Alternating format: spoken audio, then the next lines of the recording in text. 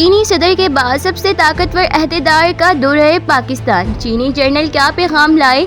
चीन के central military commission के वाइस चेयरमैन जनरल ने पाकिस्तान का दौरा किया। GHQ में आमद। जनरल आसिम मुनीर से अहम मुलाकात। जनरल ने अपने बयान में कहा है कि वो चीन के जदीद टेक्नोलॉजी लेकर पाकिस्तान आए हैं। ये टेक्नोलॉजी पाकिस्तान के लिए दहशतगर्दों को निशाना बनाने के लिए मददगार साबित हो सकती है। पाक चीन मुश्तरका दहशतगर्दी के खिलाफ जंग को कैसे कामयाबी से लड़ा जा सकता है, इस हवाले से दोनों ममालिक के माबीन मुश्तरका मुश्कें चल रही हैं, जो दिसंबर तक जारी रहेंगी। मज़ीद खबरों के लिए DNews 24 TV देखते रहें और हमारे चैनल को सब्सक्राइब, लाइक, कमेंट और शेयर करना ना भूलें।